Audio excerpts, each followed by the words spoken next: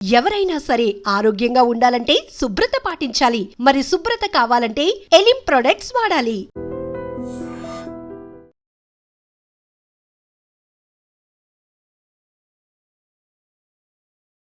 Sunday జాబ్కి వెళ్ళే వాళ్ళు కావచ్చు, లేదంటే ఏ అవసరాలున్నా, లేకపోతే ఎవరినన్నా కలవాలన్నా, చేయాలన్నా జనరల్లీ అన్నీ కూడా మనం సండే రోజే ప్లాన్ చేసుకుంటూ ఉంటాం. అందులో భాగంగానే ఒక కుటుంబం కూడా అట్లనే అవుట్స్కర్ట్స్లో ఉన్నటువంటి ఒక ప్లేస్కి వెళ్ళినరు. కీసరకి దగ్గరలో వాళ్ళ రిలేటివ్స్ ఇంటికి వెళ్ళి సాయంత్రం వాళ్ళ ఇంటికి వెళ్తున్నటువంటి టైంలో జరిగినటువంటి ఘటన అనుకోవచ్చు.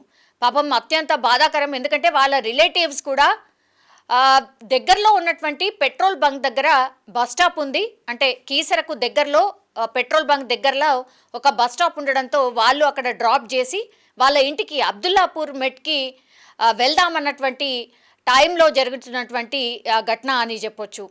యాక్చువల్లీ వీళ్ళు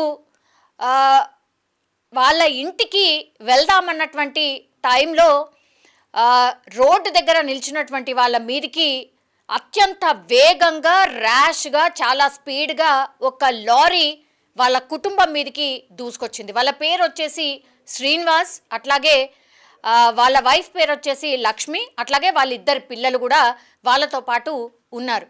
సో ఆ టైంలో మరి ఇది శివారు ప్రాంతం, మనకు తెలుసు. శివారు ప్రాంతంలో ఈ లారీస్కి అడ్డు అదుపు లేకుండా పోయింది. అందులో భాగంగానే ఈ యాక్సిడెంట్ కూడా జరిగినట్టుగా చెప్తున్నారు పోలీసులు అయితే.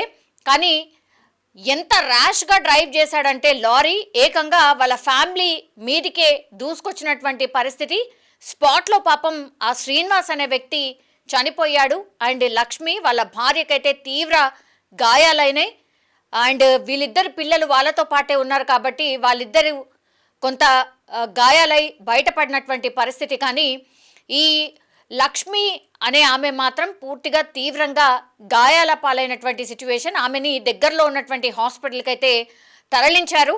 అండ్ వాళ్ళిద్దరు పిల్లల్ని కూడా హాస్పిటల్లో జాయిన్ చేసిన పరిస్థితి. కానీ ఈ ముగ్గురికి కూడా అక్కడ వాళ్ళ హస్బెండ్ చనిపోయాడని తెలియదు, వాళ్ళ ఫాదర్ చనిపోయారని పిల్లలకు కూడా తెలీదు. అత్యంత ఘోరమైనటువంటి సంఘటన అని కూడా చెప్పొచ్చు. ఈ మధ్య కాలంలో రోడ్ యాక్సిడెంట్స్ చాలా భయంకరంగా పెరిగిపోతున్నాయి అనే ఉదాహరణ కూడా ఈ ఇన్సిడెంట్ అని కూడా చెప్పొచ్చు.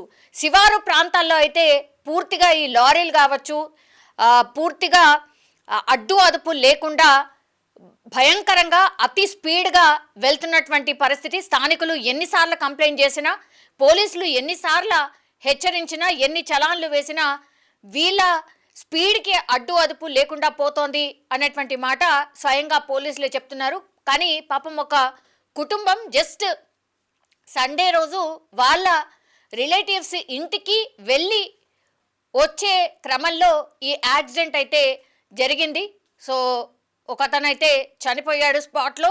అతని డెడ్ బాడీని అయితే ఉస్మానియా హాస్పిటల్కి అయితే తరలించారు. వాళ్ళ భార్య పరిస్థితి క్రిటికల్గా ఉన్నట్టు చెప్తున్నారు లక్ష్మి, ఆమె పేరు వచ్చేసి. అండ్ వాళ్ళ పిల్లలు కూడా ట్రీట్మెంట్ తీసుకున్నటువంటి పరిస్థితి అయితే కనిపిస్తోంది. దీనిపైన పోలీసులు అయితే అక్కడ ఏం జరిగింది, ఎవరి మిస్టేక్ ఏంటి అనేది కూడా, ఈ లారీ ఎటు నుంచి ఎటు వెళ్తోంది అండ్ ఎంత స్పీడ్లో ఉంది, ఈ లారీ డ్రైవర్ ఇప్పటికైతే పరారీలో ఉన్నట్టు చెప్తున్నారు. ఒక్కసారి యాక్సిడెంట్ చేసిన తర్వాత లారీ డ్రైవర్ పూర్తిగా ఎస్కేప్ అన్నమాట. ఆ లారీ నంబర్ని ట్రేస్ చేస్తూ, అట్లాగే సీసీ కెమెరాలో పూర్తి స్థాయిలో ఎక్కడి నుంచి ఎటు వెళ్తోంది ఈ లారీ అండ్ ఆ కుటుంబ సభ్యులు ఎక్కడ ఉన్నారు, ఎంత స్పీడ్లో వచ్చి ఢీ కొట్టాడు, ఈ అంత ఇన్ఫర్మేషన్ అయితే తీసుకుంటున్నారు. ఈ లారీ ఓనర్ ఎవరు, ఈ డ్రైవింగ్ చేస్తున్న అతనే ఓనరా, ఇవన్నీ ఇన్ఫర్మేషన్ అయితే పోలీసులు కలెక్ట్ చేస్తున్న సిచ్యువేషన్ అయితే కనిపిస్తోంది. కానీ ఇప్పుడు ఈ ఫ్యామిలీ మెంబర్స్, ఛిద్రమైనటువంటి ఫ్యామిలీ మెంబర్స్కి సంబంధించిన రిలేటివ్స్ మాత్రం ఒకటే డిమాండ్ చేస్తున్నారు. అన్యాయంగా ఈ ఫ్యామిలీని పూర్తిగా ఏమంటారు ఛిద్రం చేసిన పరిస్థితి. కాబట్టి ఈ ఫ్యామిలీ మెంబర్స్ అందరికీ న్యాయం చేయాలి. అట్లాగే ఎవరైతే ఈ లారీ డ్రైవ్ చేసిన వ్యక్తి ఎవరైతే ఉన్నారో, అట్లాగే ఈ ఓనర్ ఎవరైతే ఉన్నారో వాళ్ళని కఠినంగా శిక్షించాలి అన్నటువంటి డిమాండ్ అయితే చేస్తున్న పరిస్థితి కనిపిస్తోంది. సో దీంతో అటు ఇటుగా పూర్తిగా ట్రాఫిక్ అంతా జామ్ అయిపోయిన పరిస్థితి కనిపించింది. ఎందుకంటే రోడ్డుకి అతి సమీపంగా జరగడం, అట్లాగే ఈ లారీ పూర్తి స్థాయిలో వాళ్ళ మీదకి దూసుకు వెళ్ళడంతో ఒక్కసారిగా అక్కడ ఆ రోడ్డంతా కూడా రక్తసిక్తం అయిపోయిన పరిస్థితి కనిపించింది. దీంతో గట్టిగా అరుపులు వినిపించాయి. ఆ తర్వాత ప్రత్యక్ష సాక్షులు చూసిన వాళ్ళు కూడా ఈ లారీ చాలా ర్యాష్గా డ్రైవ్ చేసినట్టుగా కూడా ప్రత్యక్షంగా చెప్పినటువంటి పరిస్థితి. వాళ్ళే దగ్గరుండి ఈ అంబులెన్స్కి కానీ పోలీసులకు కానీ ఇన్ఫర్మేషన్ ఇచ్చిన సిచ్యువేషన్ అయితే కనిపించింది. కానీ ఇట్లాంటి ఘటనలు తరచుగా జరుగుతున్నాయి హైవేల మీద, ఎస్పెషల్లీ ఇట్లాంటి ఘటనలు అయితే జరుగుతున్నాయి. సో కఠినంగా ఇంకా నిబంధనలు కఠినతరంగా చేయాల్సిన అవసరం అయితే డెఫినెట్లీ కనిపిస్తోంది అన్నటువంటి మాట చెప్తున్నారు. నిజంగా ప్రస్తుతం ఉన్నటువంటి సమాజం దేనికి ప్రయారిటీ ఇస్తుంది? ఆర్థిక సంబంధాల చుట్టూ మాత్రమే తిరుగుతోంది.